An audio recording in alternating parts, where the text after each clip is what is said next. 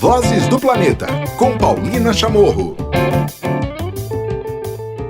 Olá, tudo bem? Começando o episódio 177 do Vozes do Planeta, depois de uma celebração lindíssima de 5 anos. Vocês ouviram uma edição especial com o Luciano Cantizani, nossa primeira voz ouvida aqui. Tivemos também o Cláudio Ângelo fazendo esse balanço tanto do Minuto do Clima quanto o Mundo Real. Tivemos a Duda Menegassi do Eco e trouxemos algumas das vozes que foram ouvidas aí ao longo dessa trajetória lindíssima que só existe até agora, e estamos no episódio 177 porque vocês estão aí do outro lado. Essa é uma edição também especial, esse episódio 177, pois estamos lançando na semana de maio, que se celebra o Dia Mundial da Biodiversidade. O Dia Mundial da Biodiversidade é 22 de maio e a gente vai falar aqui, vamos ouvir histórias sobre a vida natural, sobre soluções, histórias positivas de gente que trabalha com pesquisa, que trabalha com a ciência cidadã, integrando o conhecimento tradicional, e também vamos conhecer do potencial brasileiro e da importância do Brasil no mundo, falando sobre vida natural. Eu gosto de repetir mais a vida natural porque eu acho que ele pode nos trazer um melhor entendimento do que é a biodiversidade, que é essa teia da vida, né? São espécies, é o ambiente, são ecossistemas, espécies de todos os tamanhos, insetos, mamíferos, espécies da água, espécies das florestas, espécies nas pedras, enfim, tem todas as partes, a vida natural entrelaçada. A gente vai ter então a história muito interessante de uma espécie no Brasil redescoberta. Exatamente, por 100 anos se achou que o povo do leste não existia mais, até que registros de pescadores na Bahia mostraram para a pesquisadora Manu Dutra que sim, esse polvinho muito bonitinho, ele estava presente no litoral brasileiro. A gente vai ouvir essa história. Eu convidei a Manu e convidei o Dig, que é o pescador que fez esse contato com a pesquisadora. Tá muito legal essa conversa. E também eu trouxe a Aline Pires, ela que é da Plataforma Brasileira de Biodiversidade e Serviços Ecossistêmicos. É uma plataforma muito importante, a gente já falou em diversos relatórios que eles e elas lançam aqui, para a gente falar sobre a vida natural no Brasil, para a gente falar da importância, né? Eu sempre gosto de repetir aqui desde o primeiro episódio do Vozes do Planeta que a resposta está na natureza.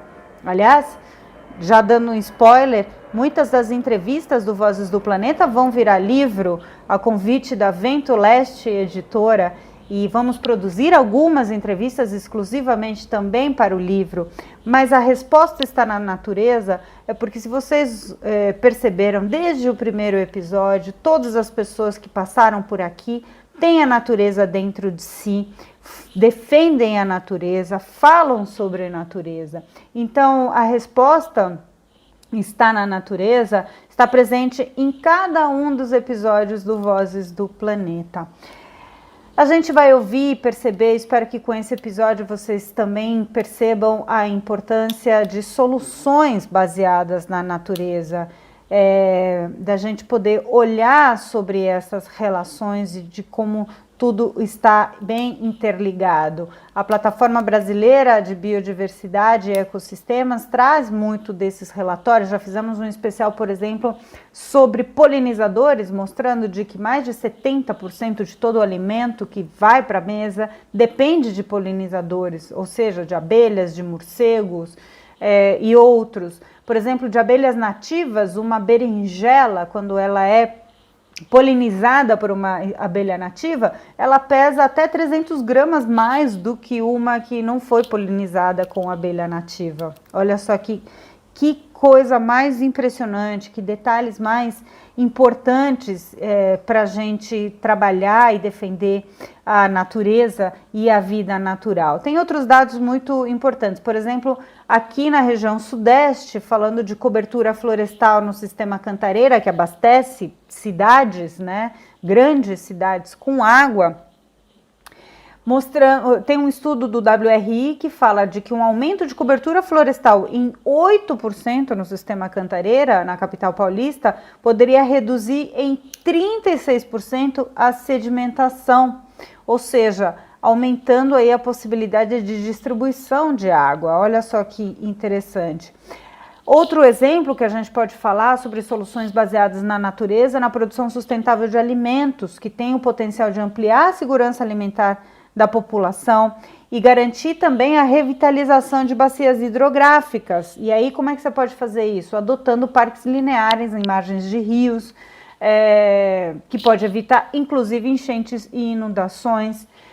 Enfim, todas essas conexões que vocês estão acostumados e acostumadas a ouvir aqui no Vozes do Planeta. Então, fiquem hoje com essas duas histórias e como elas falam de regeneração e elas falam também de oceano, aqui já está embutido, então, nossos dois blocos especiais, o Pela Natureza e pelo Oceano, tá certo?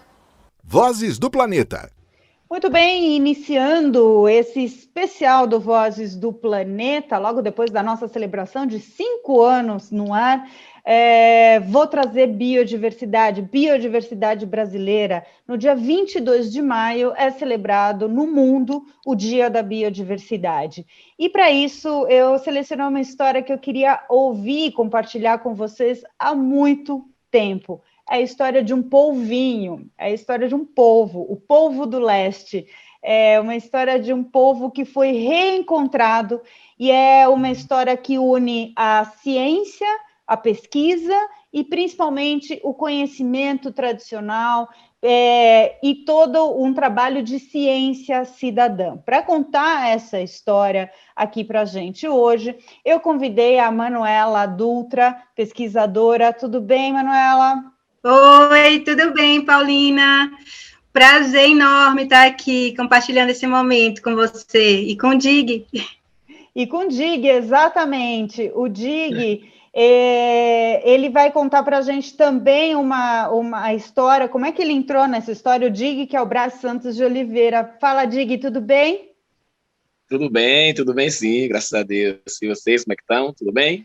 Maravilha, prazer receber vocês aqui no Vozes do Planeta. Bom, bora começar a contar essa história. Manu, eu falei que era um povo que se achava que não existia mais no litoral brasileiro, mas ele apareceu para você. Como é que foi? Como é que esse polvo do leste apareceu para você?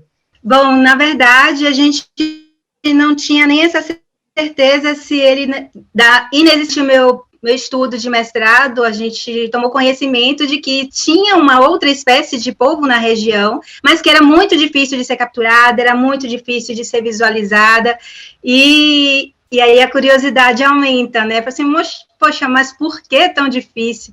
O que tem, assim, de tão diferente nesse bichinho que ele não aparece? Então, a gente tinha muitos relatos de pescadores e quase nenhum registro, né? Então, foi aí que no doutorado as buscas se intensificaram e durante o meu projeto piloto eu encontrei o Dig, que foi quem me reapresentou o polvo que eu tanto procurava. Eu falei assim, não, mas ele existe aqui, ele mora aqui, Morro de São Paulo, e eu vou te mostrar.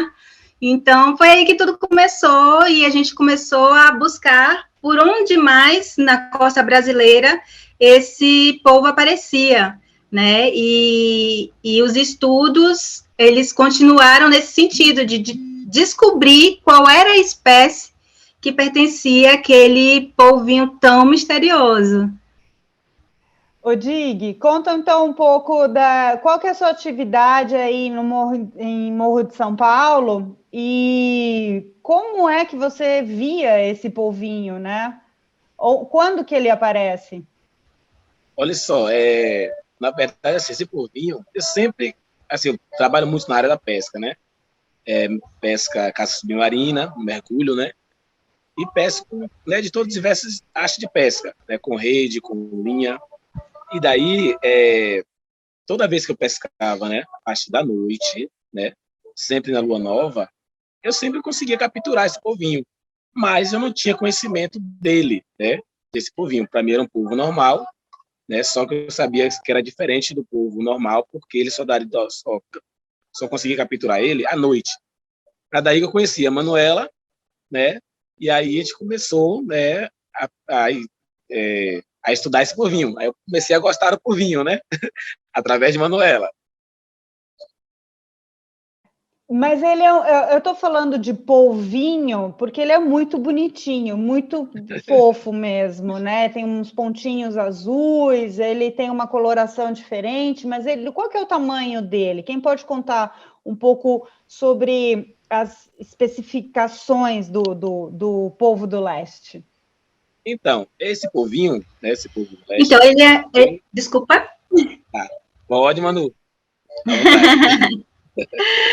Então, eu vou falar só um pouquinho dos animais que a gente conseguiu capturar em Morro de São Paulo para fazer as medidas morfométricas. Então, o nosso maior exemplar na região foi de 1,3 m, desculpa, 1,3 centímetros, né?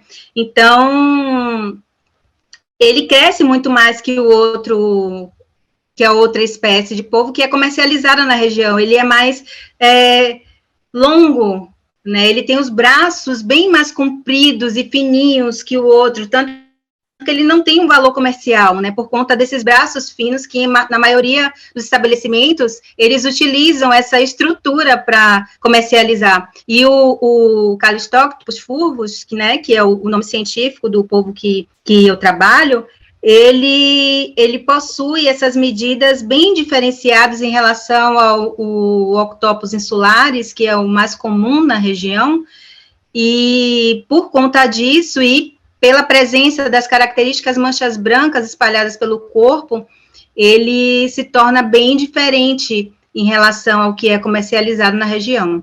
Conta, Dig, como é que você vê o polvinho? Conta, tenta descrever para quem está nos ouvindo aqui, para imaginar esse polvinho lindo. Olha só, aí é onde está, né, um pouquinho a dificuldade de encontrar ele. Por quê? Porque ele é um polvo, né, ele se camufla, né, entre os corais, né, e é bem difícil de captura, sim. Se você não tiver aquele certo conhecimento com ele, de conhecer realmente o polvinho, você não consegue ter aquela, consegue capturar, não. Ele é bem esperto, ele se camufla mesmo. Legal. Manu, fala agora um pouco sobre a relação pesquisa e ciência cidadã, né? Como é que você começou a coletar também todas essas informações que o DIG fornecia, a importância para conhecer a espécie, né? E quais são os próximos passos, né? Eu tenho entendido de que essa espécie vai ser reescrita. Como é que funciona isso dentro da pesquisa? Então, a ciência cidadã, ela foi uma surpresa para a gente ao longo do estudo, porque inicialmente o trabalho seria desenvolvido apenas com os pescadores, né, através do conhecimento tradicional desses pescadores de polvo. Mas em contato com um dos pescadores que eu tive a oportunidade de conhecer em algumas atividades de campo, nós resolvemos compartilhar a informação pela busca do polvo de leste, que em Morro de São Paulo é conhecido como polvo de areia, em uma rede social, né, de mergulhadores e pescadores subaquáticos, e a partir daí o trabalho ganhou uma magnitude que a gente não esperava. Então, conseguimos ampliar a área de estudo, ter novos registros, tudo a partir da participação da ciência cidadã. E foi muito eficaz, muito significativo, e até hoje a gente tem essas respostas, né? Dá um spoilerzinho da minha apresentação da semana que vem. A gente vai mostrar que, através da ciência cidadã, a gente conseguiu um registro do bichinho nos mares do Caribe, né? Então, isso foi muito gratificante no sentido de que um estudo que inicialmente era para a costa brasileira, a gente conseguiu, através da Ciência Cidadã, um registro lá do sul do Caribe. Legal. E como é que funciona isso dentro das descrições de espécies, né? Porque pelo que eu tenho entendido, era um povo que se considerava já desaparecido, não extinto, né? Mas desaparecido, porque não tinha mais registros. E agora que se volta a ter, você vai ter que registrar novamente ou ativa um sistema lá? Como é que funciona isso? Para a gente chegar a essa conclusão, foi preciso estabelecer, desde o início a gente estabeleceu já uma parceria com o professor Rodrigo Martins, da Universidade Federal do Estado de São Paulo, e o professor João Salles, da Universidade Federal do Pará, que um é taxonomista, o outro é geneticista, para que a gente fizesse essa confirmação da espécie, né? Então, foi buscado no banco genético, que ele é mundial, né, o GenBank, as amostras são depositadas ali, e a gente teve essa confirmação de que era uma espécie que já tinha sido descrita anteriormente lá em 1852, e com esse meu trabalho, a gente teve a oportunidade de reapresentar essa espécie para a comunidade acadêmica, né? Então, como o holótipo já não existe mais, né, devido ao tempo, né, que ele foi apresentado para a ciência, a gente apresentou um neótipo, que é um exemplar novo para poder substituir aquele que o tempo já tinha dado por finalizado, né? Já não existia mais por conta do tempo mesmo de descoberta. Então, foi apresentado um artigo científico totalmente embasado, com taxonomia ortodoxa, genética clássica e o etnoconhecimento aliados em um artigo para comprovar cientificamente a redescrição dessa espécie. Ô, Dig, e conta pra gente, então, qual que é a sensação ou qual que é a satisfação de poder ver todo esse conhecimento empírico, né, esse conhecimento de vocês estarem em campo todo dia, sendo transformado e a gente trazendo essa boa notícia para a biodiversidade brasileira e até fora, né, porque aí a Manu estava contando de que já, então, conseguiram fazer a classificação desse polvinho fora do Brasil também. Como é que é para você ver todo esse conhecimento que você adquiriu também sendo aplicado na ciência tradicional? Olha só, é muito gratificante, né? Porque, né, de início, né, esse povo, nós capturávamos aqui para comer, né? Para comer, então, aí, a partir daí, eu comecei a capturar ele junto com a Manu, mas só para pesquisa. E hoje não como mais esse bichinho, né, devido até à dificuldade de captura que ele tem, né, e você também lindo, né, que ele realmente é um povo muito lindo. Então, aí eu passei a gostar, né, da pesquisa mesmo. Às vezes eu vou para o mar, né, consigo ver, avistar o polvinho e não capturo, né, porque eu já peguei já um gosto já legal para ele, dele no caso. Então é muito gratificante, é só alegria, é tudo lindo. Quando você vai para o mar, você faz algum tipo, no caso, para o povo do leste, ou o povo de areia, né, que vocês chamam aí, em Morro de São Paulo, você faz registros de quando você viu, de tamanho? Como é que está funcionando a partir de agora, então, essa colaboração, Dig? Então, normalmente agora sempre estou indo para o mar, né, eu capturo ele, né, eu tiro algumas fotos, né, mando para a Manu, a gente está trabalhando agora devido à pandemia, né, também, mas por fotos, né, vídeos, né, que eu sempre estou mandando para ela, a gente continua nessa pesquisa, sim. Muito bom ouvir essa história, uma história rápida aqui que a gente queria compartilhar com vocês no Vozes do Planeta. Tem muita coisa que já saiu, inclusive com as imagens, né, desse povo do leste que vocês encontram nas redes sociais. Manu, eu queria te agradecer, Dig, muito obrigada aí por poder participar hoje aqui no Vozes do Planeta, especial Biodiversidade, para trazer essa notícia. Manu, eu queria também te agradecer, parabéns para vocês Muito obrigada. dois, e parabéns por persistir, né, por unir a ciência cidadã, trazer o conhecimento tradicional junto com a ciência e poder aí ter investido na história desse povinho que é muito bonita. Obrigada. Só tenho a agradecer também. Obrigado.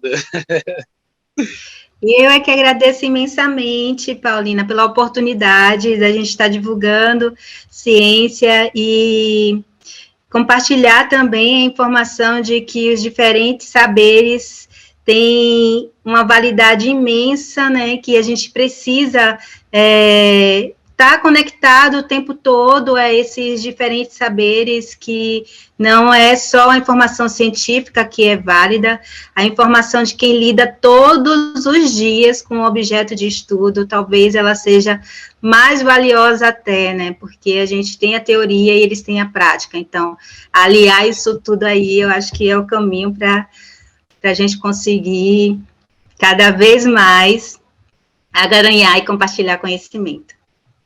Arrasou. É isso aí, gente.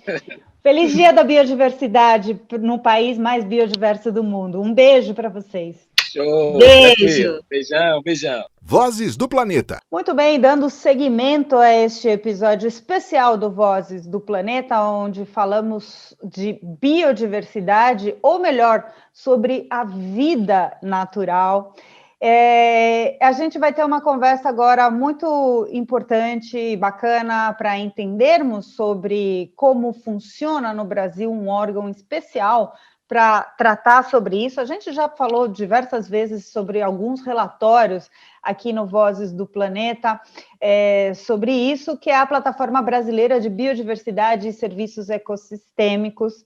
Quem vai conversar com a gente hoje é a Aline Pires, uma das diretoras, conselheiras. Eu não sei como é que está hoje essa nova composição. Aline, tudo bem? Bem-vinda ao Vozes do Planeta. Obrigada, Paulina, pelo convite. Para a gente da plataforma é uma alegria enorme poder falar um pouquinho do que a gente tem feito, né? E estar aqui representando a coordenação executiva. Somos um total de 5 pesquisadores trabalhando ativamente nas atividades da plataforma. Aline, muito bom. Então, você faz parte é uma das coordenadoras, né, da plataforma. Posso colocar assim, certo? Isso, a plataforma, a gente costuma dividir ela em 2 fases, né? A gente teve um primeiro momento, que foi o momento de criação da plataforma, e nesse momento a liderança estava na mão do professor Carlos Joly, da Unicamp, e do professor Fábio Scarano, da UFRJ. E aí, depois desse novo ciclo que a gente começou, a gente resolveu reestruturar um pouco a organização da plataforma. Então, agora a gente tem um conselho consultivo, né, onde a gente busca pesquisadores que possam representar as diversas realidades brasileiras. Então, tem pesquisadores de tudo quanto é canto do Brasil dentro do conselho, para a gente garantir que esse é um aspecto que a gente vai levar em consideração no plano de ação da plataforma, e uma coordenação executiva, que é formada pelo professor Carlos Joly, Cristiana Seixas, da Unicamp, ambos da Unicamp, a Paula Drummond, que também trabalha na Unicamp, o Rafael Loyola, da Federal de Goiás, e também diretor científico da Fundação Brasileira para o Desenvolvimento Sustentável, e eu, que sou professora na UERJ, e também componho esse time aí. Legal. Você é bióloga, doutora em ecologia também pela UFRJ, e tem uma especialidade também em clima. Acho que a gente pode chegar já nesse tema. A gente acaba de vir de uma entrevista aqui hoje, Aline, no episódio, falando sobre uma redescoberta de uma espécie no litoral brasileiro, ou seja, uma espécie que se considerava que não existia mais no litoral e foi descoberta através da ciência cidadã. Pescadores conseguiram fazer a documentação de um povo do leste, e aí, então, a pesquisadora, a Manu, conseguiu agora redescrever a espécie, né, que não tinha registro desde 1850. Então, é muito importante a história da documentação da biodiversidade. Então, eu queria que para a gente começar a nossa conversa, falar sobre a vida natural no Brasil. O país é um dos mais biodiversos do mundo, mas ainda a gente continua tendo a possibilidade de descobrir novas espécies, certo? Com certeza, Paulina, muito legal esse trabalho, assim, e principalmente da forma como essa informação ela chega para todo mundo, né, inclusive para a comunidade científica, envolvendo a participação de pessoas que eventualmente estão alheias, né, a esse universo acadêmico, mas mostra o potencial da ciência cidadã em contribuir muito para esse processo. A gente, na plataforma, tem um pouco essa missão, assim, de produzir sínteses do conhecimento, e aí a gente inclui tanto conhecimento científico quanto conhecimento tradicional, faz parte dos pilares da plataforma a integração desses conhecimentos, então a gente usa bastante disso, né, e advoga muito a favor disso, e a gente vai produzindo esses documentos, né, a função primordial deles é ter essa função de síntese. Então, tem um certo esforço, porque o Brasil, felizmente, é um dos protagonistas na produção de conhecimento sobre biodiversidade. Então, a ciência brasileira é uma ciência muito produtiva, então a gente tem muitas informações sobre isso, mas, ao mesmo tempo, quando a gente coloca tudo junto, né, a gente consegue identificar áreas que poderiam ser mais estudadas, temas que poderiam ser mais trabalhados. Isso, inclusive, é uma das justificativas dos relatórios temáticos da plataforma, né? A gente tem esse diagnóstico geral, mas a gente tem relatórios temáticos que tratam de temas que são sensíveis ou críticos, ou porque merecem um olhar mais atento. Então, isso justifica a existência desses relatórios. E eu acho que é isso, assim, mostra um pouco desse esforço coletivo da gente tentar descrever uma biodiversidade que ainda tem muito para ser descrita, a gente ainda tem uma diversidade enorme que a gente ainda não conhece, né? A que a gente conhece, que a gente achou que estava perdida, felizmente a gente está podendo revivê-la, né? Tá acontecendo isso. E, além disso, toda a diversidade que a gente tem, além da existência das próprias espécies, o potencial uso dessas espécies, a gente ainda também tem um universo todo para conhecer esse potencial dessa biodiversidade que a gente busca trabalhar dentro da plataforma. Bom, aqui no podcast a gente já ouviu o relatório sobre polinizadores e polinização no Brasil, que é extremamente importante. Teve outra com o Jean-Paul Metzger, que eu não me lembro o tema do relatório, mas era... Não, talvez. Hã? Talvez o de restauração? Restauração.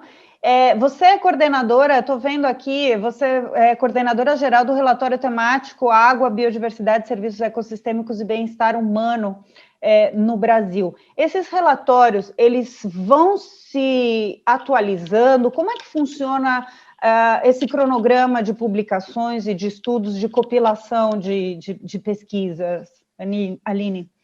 Maravilha, Paulina. A gente tem uma preocupação enorme com essa questão da atualização dessas informações, né? A plataforma, ela tem uma ideia de tornar o que a gente chama de relatórios vivos, né? Uma vez que a gente compilou as informações que existiam num dado momento, essas informações estão sendo atualizadas o tempo todo, né? E novas produções, né? Por exemplo, a existência apareceu aí uma nova espécie, como é que a gente vai incluir essa informação? Então, isso tudo está acontecendo o tempo todo, e a geração de conhecimento é muito dinâmica para ficar restrito a um documento que está delimitado por um recorte temporal. Então, a gente tem a intenção de tornar esses relatórios documentos vivos, como a gente fala, né? Que vão se atualizando e vão trazendo esses updates em tempo.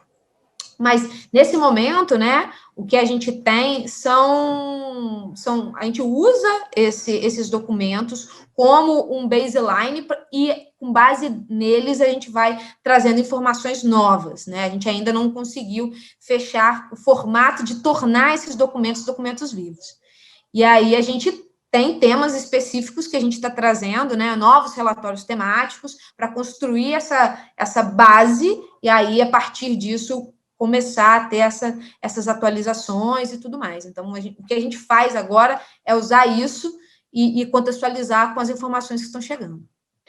O que eu gosto muito desses relatórios, eu leio muito, que eu acho que vocês na plataforma têm uma preocupação que é fundamental hoje, que é na linguagem, né? Então, tem aqueles resumos, aqueles sumários, né, resumidos, que não só para jornalista, mas eu acho que são extremamente acessíveis para qualquer pessoa, né? Tem com os bullets, sabe? Com os tópicos principais de toda a pesquisa, o que facilita demais o acesso das pessoas para o conhecimento, né? Como é que vocês pensam, ou como é que vocês trabalham na construção desses relatórios e a importância da comunicação, né? A gente falou agora um pouco da ciência cidadã, mas da comunicação para falar sobre a vida natural. Aline? Super legal ouvir isso de uma comunicadora, assim, saber que a gente está sendo efetivo em trazer isso. É um esforço enorme para a gente que costuma estar preso nessa lógica de um trabalho científico que é todo quadrado, né? A informação vem toda complexa, tem toda uma linguagem totalmente distinta.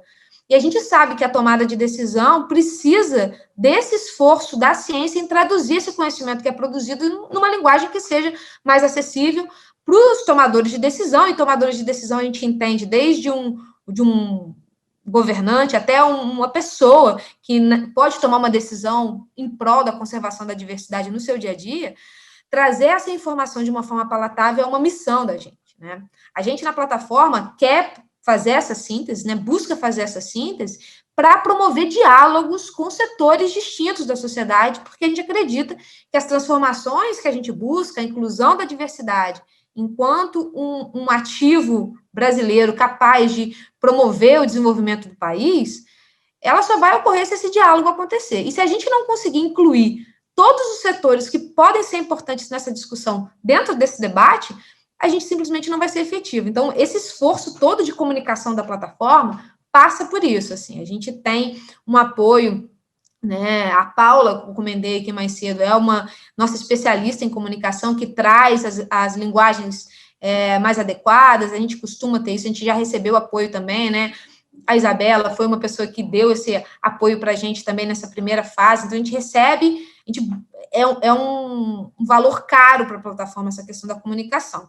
E aí a gente vai, né, tentando montar qual é a melhor forma de contar essa informação que a gente conseguiu juntar, e aí tem esses documentos que são sumários para tomadores de decisão, né, onde a gente traz uma linguagem mais simples, bullet points, né, com infográficos, documentos curtos. Então a gente tenta resumir um documento que tem 400 páginas em 30, aqui está a nata da informação, a gente desenhou com infográficos, a gente faz vídeos para vocês entenderem, porque essa informação não pode estar mais restrita ao mundo acadêmico. Então, essa é um pouco da lógica da plataforma. Deve ser um sofrimento, né? Eu que acompanho muito, né, a ciência e cubro, né, não só a ciência, mas a conservação, eu sei o quanto que é sofrido fazer essas traduções.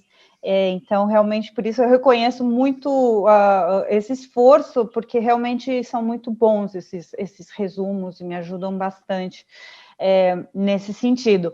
Eu queria falar, antes da gente falar nosso último tema, que é a reunião de biodiversidade da CBD no final deste ano, mas eu queria falar antes de um tema muito específico que a gente trata muito aqui no Vozes do Planeta, que é a crise climática, né? A crise climática é uma realidade. Recentemente, com o Programa das Nações Unidas para o Meio Ambiente, foi colocado, então, quais eram os grandes, né, na Assembleia de Meio Ambiente, a UNEA 5, eu acho que chama, foi colocado os 3 principais desafios que a gente está vivendo. Mudança climática, a crise climática, perda de biodiversidade e poluição. Mas eu acredito que a questão se entrelaça, né? Como é que o clima ou como é que a poluição influenciam na questão desse desafio da perda da vida natural? Eu trato de vida natural porque, às vezes, é mais fácil para as pessoas entenderem quando a gente se refere à biodiversidade, né? Bom, Paulina, totalmente importante essa lógica, né? Os trabalhos que a gente tem tem trazido, né, apontam esses grandes drivers de mudança global, né, o que está de fato mudando no planeta, e aponta essa questão das mudanças do clima, da poluição e da perda da diversidade como grandes ameaças para a nossa permanência no planeta, né? Temos trabalhos especificamente que tratam dessa forma, é um espaço de segurança para a humanidade do planeta. A gente está ultrapassando esses limites e nesses aspectos principalmente. No caso da biodiversidade, a poluição e o clima e as mudanças do clima são dois principais vetores de perda de diversidade. Então, imagine que, além disso tudo estar acontecendo e estar comprometendo a nossa sobrevivência no planeta, isso também está acelerando um outro fator que é importante para a nossa permanência aqui, que é a questão da vida natural, a manutenção da vida natural. Então, são coisas importantes que devem ser tratadas. O que a gente tenta fazer, né, e mostrar é onde essas principais ameaças à biodiversidade, elas devem ser tratadas com maior urgência, mas também mostrar que para muitos desses problemas, a biodiversidade ela pode ser uma solução. Então, por exemplo, né, a questão das mudanças climáticas, a gente sabe que os esforços voltados para mitigação, ou seja, diminuir a quantidade de carbono na atmosfera, seja por uma diminuição na emissão, ou seja, pelo aumento no sequestro do carbono, ou seja, para de jogar para a atmosfera e tira o que tem, né, que é mitigação climática, depende muito da manutenção da diversidade, ou seja, a gente não pode abrir mão desses estoques de carbono natural, porque senão a gente não vai conseguir conter essa crise climática, essa emergência climática que a gente vive, né? Então, esse é um ponto. Até mesmo as próprias próximas epidemias, né? Porque isso já é um fato que a gente vai passar, né? Como essa pandemia que é completamente associada à questão de perda de vida natural ou de entrada em ambientes onde a gente não deveria estar entrando e devia estar conservando, né, Aline? Sim, não, a gente vai ter a possibilidade, né? E aí, nesse sentido que a gente chama a atenção do diferencial competitivo que o país tem. A gente ainda é um dos países que retém a maior parte da diversidade do planeta, que ainda tem uma boa parcela da sua biodiversidade protegida. Então, como é que a gente vai usar isso para a gente conseguir se proteger das mudanças climáticas, diminuir o impacto da poluição no nosso bem-estar, conseguir lidar com futuras pandemias? Então, a gente tem um diferencial competitivo muito grande, que é a nossa biodiversidade, e a gente deve usar isso da melhor maneira possível para colocar o país nessa situação privilegiada. Abrir mão disso é abrir mão de muita coisa. Não é nada lógico, né? Você falava da questão do carbono, e eu sempre gosto de ressaltar aqui uma história que eu aprendi, falando do papel, né, da biodiversidade, da vida natural. Aí a gente está falando de fauna, de flora, né, para os ouvintes verem, imaginarem, né? Quando a gente fala de biodiversidade, não é só bicho, não. A gente está falando da vida natural como um todo e essas relações todas, inclusive a gente. Tem uma história de carbono muito interessante que é relacionado com a vida das baleias, né? As baleias são grandes estocadoras de carbono ao longo da sua vida e também fertilizam os mares quando elas, né, com as suas fezes, acabam, né, gerando ali nutrientes para a proliferação de fitoplâncton, que por sua vez absorvem o carbono e também nos ajudam na produção de oxigênio. Elas estocam carbono no seu corpo e quando morrem vão lá para o fundo do oceano e estocam lá dentro. Enfim, tem relações fantásticas, né, quando a gente pensa em vida natural. E a gente tem agora queria que você contasse, Aline, a importância dessas reuniões que acontecem a cada 2 anos, por conta da pandemia, né, teve, né, um atraso, mas são as reuniões da Convenção da Diversidade Biológica, e que vai acontecer dessa vez em outubro, na China. Qual que é a importância dessas reuniões? O que pode se esperar para o Brasil e para o mundo com essas reuniões? Bom, essas reuniões elas são fundamentais para a gente definir um plano para a conservação da diversidade e promoção desses benefícios que vêm da da diversidade, né? Chamou a atenção aí dessa questão toda do papel que cada indivíduo tem, né? Falou dessa quantidade de carbono que é estocada na biomassa de uma baleia, toda a dinâmica de interações que isso causa, né? A biodiversidade tem um papel também, né, nessa questão climática para adaptação, a gente falou um pouquinho de mitigação, mas quanto que é importante ter, porque como as mudanças climáticas são uma realidade que a gente ainda vai ter que lidar, inevitavelmente, estar preparado para essas novas condições climáticas vai ser super importante. E essas reuniões, elas têm um papel importante dos governos conseguirem estabelecer qual vai ser o plano para a próxima década, para um intervalo de tempo específico. Essa convenção desse ano, né, essa COP, ela tem um papel importante porque a gente vai estabelecer um novo programa para a conservação da diversidade. A gente veio das metas de Aichi, que foram estabelecidas em 2010, né, onde a gente teve uma década da diversidade, né, essa última década que a gente viveu foi a chamada década da diversidade, da biodiversidade, onde a gente estabeleceu metas específicas para a conservação da diversidade, um conjunto de 20 metas. Convido, né, aos seus ouvintes a entenderem o que aconteceu, o que estava sendo colocado na mesa nessa reunião em 2010, e, infelizmente, a gente não foi tão bem sucedido quanto esperava ao longo dessa última década. Então, hoje, a grande discussão, né, e a gente vai fazer esses governantes todos, né, sentarem e debaterem o que a gente quer, então, para a diversidade, como é que a gente vai fazer essas coisas que a gente queria que acontecesse e não aconteceram, por que não aconteceram, o que a gente pode e o que é factível ser feito, qual é a emergência de cada uma dessas coisas, isso tudo ocorre dentro dessas reuniões. Então, por isso que há uma mobilização enorme da comunidade científica, do setor privado, em influenciar o Itamaraty, influenciar a representação brasileira nessas reuniões, para mostrar a importância de determinadas posturas nessa reunião, né? Do quanto que a gente precisa garantir a conservação da diversidade, o quanto que isso é importante para a gente e é caro para o Brasil. O Brasil sempre foi protagonista e líder nessas discussões. Então, a gente quer manter esse papel do país, né, mostrando que a gente detém boa parte da diversidade do planeta, que a gente quer usar essa biodiversidade para promover bem-estar para a população e que a gente tem condições de fazer uma ótima gestão nesse sentido. Então, a importância dela é enorme. O que vai ser feito, né, e o que tem caminhado muito, é para tentar acoplar agendas, Paulina. A maioria muito ficou discutido, precisamos conservar a biodiversidade.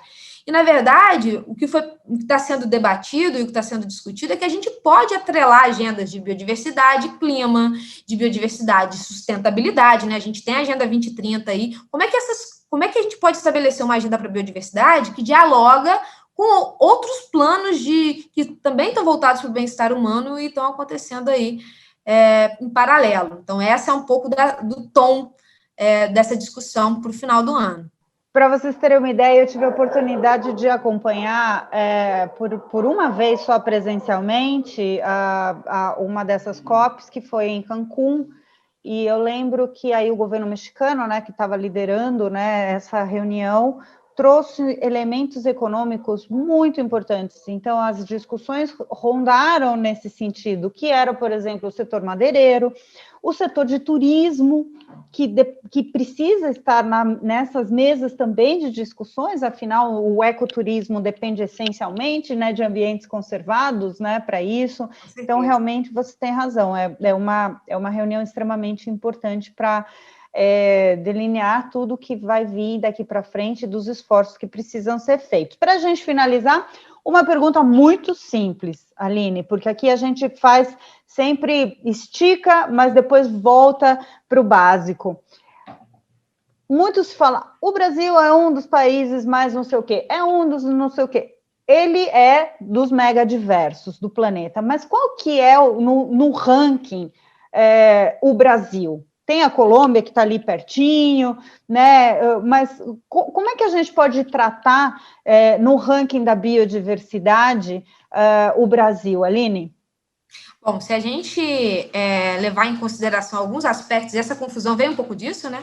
O Brasil é o país mais biodiverso do planeta, né? Por exemplo, para a água, que foi esse relatório que eu coordenei, isso fica explícito na diversidade ímpar de organismos aquáticos que a gente tem no planeta. Então, o que varia um pouco, você citou a Colômbia, né? Isso tudo está relacionado com a manutenção da Amazônia, que tem uma diversidade, né? É um habitat que armazena uma quantidade enorme de espécies. Então, o Brasil é um dos países mais biodiversos. Mas é isso, a gente sempre vai tratar algumas nuances, mas eu, enquanto brasileira, né, eu vou defender o Brasil como primeiro lugar sempre. Muito bem. São os colombianos que arrumem o argumento deles. Eles que lutem. Eles que lutem. Nós somos o mais biodiverso, com certeza. Muito bom, muito bom. Hoje ouvimos, então, a Aline Pires, que participa da coordenação executiva da PBBES, que é essa plataforma brasileira de biodiversidade e serviços ecossistêmicos. Ela que é da UFRJ também. Da UERJ. Da UERJ, perdão, da UERJ, e participando aqui no nosso especial sobre biodiversidade do Vozes do Planeta. Foi um enorme prazer. Aline, muito obrigada. Até uma próxima. Obrigada, Paulina. Um abraço para todos os ouvintes. Muito bem, encerrando com essas duas histórias este episódio 177, um especial sobre a vida natural. Estamos celebrando o Dia Mundial da Biodiversidade, 22 de maio, e por isso eu trouxe essas duas histórias aqui. Para você ouvir essa e as outras edições do Vozes do Planeta, basta você se conectar ali no Spotify, no Google Podcast, no Deezer, no Apple Podcast, enfim, todos os canais disponíveis que você gosta de ouvir o nosso planetinha. E a gente segue 5 anos na cabeça e esperando muitos anos mais. A edição, produção e apresentação com entrevistas do Vozes do Planeta são minhas, Paulina Chamorro. Nos trabalhos técnicos e edição temos o André Cazé e no apoio a Compasso Colab sempre. Até a próxima. Tchau. Vozes do Planeta, com Paulina Chamorro.